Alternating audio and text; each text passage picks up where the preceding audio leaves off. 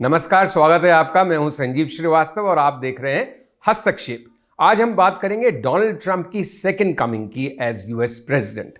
आपको ध्यान है वो 2016 से 20 तक प्रेसिडेंट थे, फिर चुनाव हार गए थे और अब 2024 के अंत में उन्होंने दोबारा चुनाव जीता है और 20 जनवरी को शपथ ली है। उनकी सेकंड कमिंग का ग्लोबल पॉलिसीज पे क्या असर पड़ेगा, अमेरिका के विश्व के साथ किस तरह के संबंध आगे रहने वाले हैं और अमेरिका पर क्या असर पड़ेगा, उनकी नीतियां और पॉलिसीज आगे कैसे होंगी, इस बारे में हम विस्तार से बताएं। उससे पहले दोस्तों, मेरा आपसे अनुरोध है कि प्लीज हमारे वीडियो को लाइक कीजिए और सब्सक्राइब करना ना भूलें हमारे चैनल को।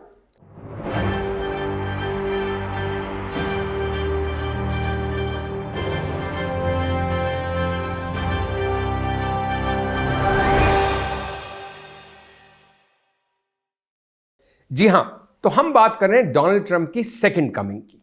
तो चलिए सिलसिलेवार शुरू करते। सबसे पहले तो ये एक बहुत ही क्रांतिकारी चेंज हुआ है, एपॉक मेकिंग चेंज की तरह इसको देखा जा सकता है। और तूफानी अंदाज में डोनाल्ड ट्रंप आए हैं, जैसे उन्होंने झड़ी सी लगा दी है नए फैसलों की, जैसे सब कुछ करने की बहुत जल्दी में है। सैकड़ों फैसले उन्होंने पहले 2-3 दिन में ही ले लिए हैं, कई बड़े फैसले जिनसे अमेरिकी पॉलिसीज और नीतियां बिल्कुल पुनर्स्थापित होने जा रही हैं, बिल्कुल चेंज होने जा रही हैं।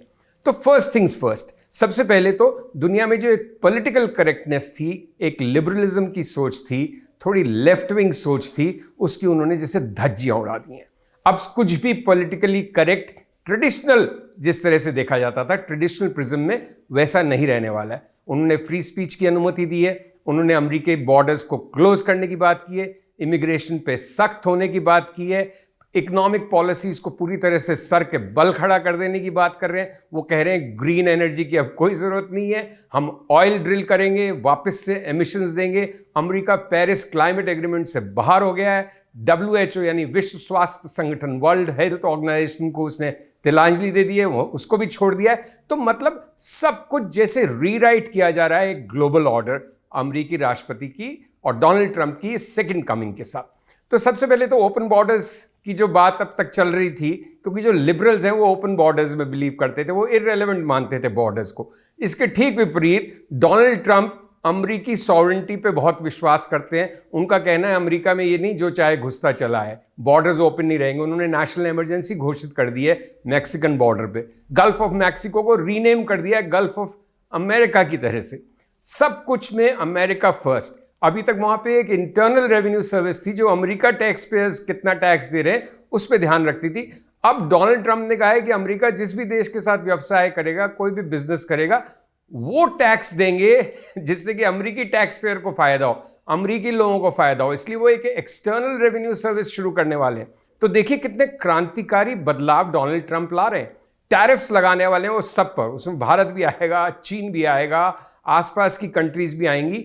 और सबसे ज्यादा मजेदार बात डोनाल्ड ट्रंप की यह है कि वो जितने अपने तथाकथित अमेरिकी शत्रुओं के लिए एक डेंजर का सिग्नल है या एक अनिश्चितता का सिग्नल कहिए, डेंजर या नहीं डेंजर ये तो आने वाला समय बताएगा, लेकिन जितने वो लोग भौचक हैं ट्रंप के आने से कि चीन में के साथ अब क्या होगा, रूस के साथ क्या होगा, इवन भारत के साथ क्या होगा, उससे ज्यादा जो मित्र देश हैं अमेरिका के, यूके, कनाडा, यूरोप, ये सब भी बिल्कुल भौचक्के से हैं कि उनके साथ उनकी क्या पॉलिसीज रहने वाली हैं।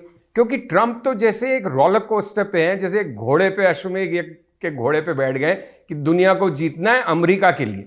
तो वो डेनमार्क को कह रहे हैं कि आप ग्रीनलैंड हमें वापस कीजिए, कनाडा वो कह रहे हैं आप हमारी 51st स्टेट बनेंगे। कर पाएंगे कि नहीं अलग बात है।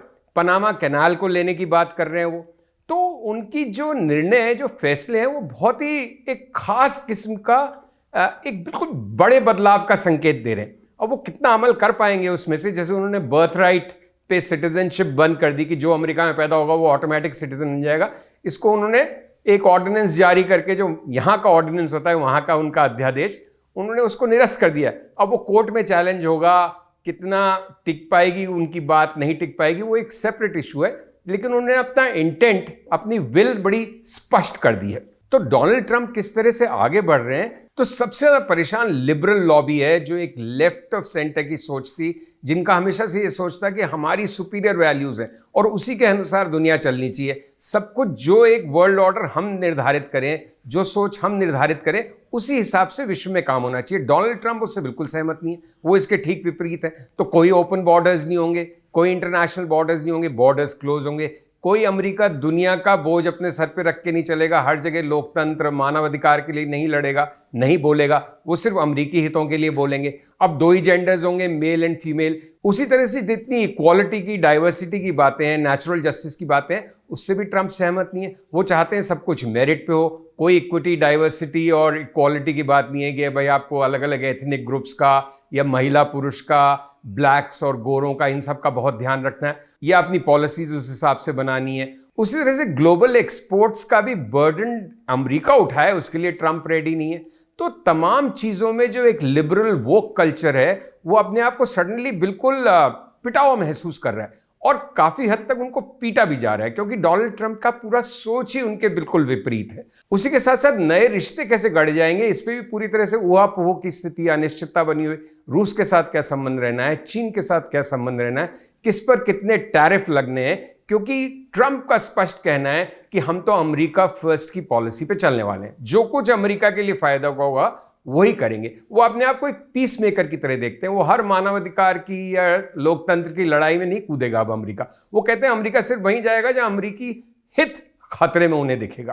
तो उसी तरह से ये पूरा ग्रीन एनर्जी, क्लाइमेट चेंज, ये सब चीजों को उन्होंने किनारे पे छोड़ दिया है। आगे बढ़ने की बात करें, डोनाल्ड ट्रंप का यह मानना है कि जो लड़ाई अमेरिका नहीं लड़ेगा वो भी उतनी इंपॉर्टेंट है जितनी जो वो लड़ेगा। मतलब नहीं लड़के जीतना उनके अनुसार ज्यादा इंपॉर्टेंट है और बहुत ही तेजी में है, बहुत ही फुर्ती में है, बहुत ही जल्दबाजी में है डोनाल्ड ट्रंप। क्योंकि उन्हें मालूम है कि उनके पास एक्चुअली टर्म तो 4 साल का है, लेकिन 2026 के अंत में जो वापस से चुनाव होंगे वहां पे सेनेट के और हाउस ऑफ रिप्रेजेंटेटिव्स के, उसके बाद एक तरह से वो लेम डक प्रेसिडेंट हो जाएंगे। अगले चुनावों की तैयारी शुरू हो जाएगी और अगली बार के वो उम्मीदवार हो नहीं सकते, क्योंकि अमेरिका में ये रूल है कि कोई भी राष्ट्रपति 2 बार से ज्यादा नहीं बन सकता। तो डोनाल्ड ट्रंप 2 बार बन चुके, 2016 से 20 और अब 24 से 28 उनकी टर्म रहेगी। तो 26 से नए राष्ट्रपति पद के चयन की प्रक्रिया आरंभ हो जाएगी और डोनाल्ड ट्रंप की इंपॉर्टेंस और महत्व उसी अनुपात में कम होता रहेगा। यह दूसरा मौका है सिर्फ अमेरिकी इतिहास में जब कोई भी अमेरिकी राष्ट्रपति एक टर्म बीच में खोने के बाद फिर राष्ट्रपति बना। मतलब 2016 से 20 थे, 20 में चुनाव हारे लेकिन 24 में दोबारा जीत गए।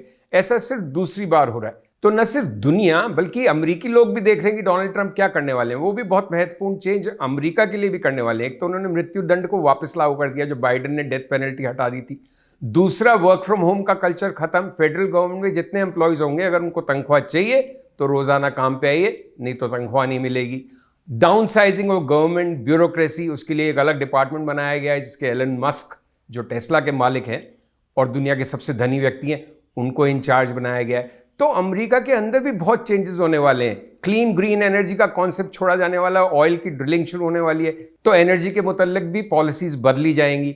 तो बहुत दूरगामी बदलाव न सिर्फ दुनिया के लिए होने वाले बल्कि अमेरिका के अंदर भी होने वाले हैं। तो डोनाल्ड ट्रंप इस बार बहुत ही एक फर्म मुद्रा में दिख रहे हैं, बहुत ही निर्णायक मुद्रा में दिख रहे हैं और बहुत ही तेजी से काम करना चाहते हैं, क्योंकि उनको मालूम है कि चाहे उनकी टर्म 4 साल की हो, लेकिन दरअसल उनके पास काम करने के लिए 2 ही साल है। और इस बार उनको पॉपुलर वोट भी मिला है, पॉपुलर मैंडेट भी उनको मिली है। 2016 में हिलरी क्लिंटन को मिला था पॉपुलर वोट, लेकिन जो वहां की तकनीकी व्यवस्था है अमेरिकी चुनावों की, उसके अनुसार डोनाल्ड ट्रंप जीत गए थे। इस बार उनको पॉपुलर वोट भी मिला है। हाउस ऑफ रिप्रेजेंटेटिव्स और सेनेट दोनों रिपब्लिकन्स के पास है। तो पूरी तरह से अगले 2 वर्ष तो हम मान के चल सकते हैं कि दुनिया में और अमेरिका में वही होगा जो डोनाल्ड ट्रंप चाहेंगे। तो दोस्तों, अगले 2-3 साल दुनिया और अमेरिका के लिए बहुत ही दिलचस्प रहने वाले, बहुत ही महत्वपूर्ण होने वाले और बहुत ही बदलाव के रहने वाले। तो दुनिया की निगाहें रहेंगी डोनाल्ड ट्रंप पे कि अगले कुछ समय में वो क्या करते हैं। अगले 2-3 साल में ग्लोबल ऑर्डर किस तरह से रीशेप होता है उनकी पॉलिसीज और उनकी नीतियों की वजह से। तो दोस्तों, उम्मीद करता हूं कि आपको हमारी ये पेशकश अच्छी लगी होगी। प्लीज हमारे चैनल को लाइक और सब्सक्राइब करें और अपनी ओपिनियन, अपने मत से भी हमको परिचित कराएं। कमेंट सेक्शन में जाइए और कमेंट कीजिए। Thank you for watching. नमस्कार।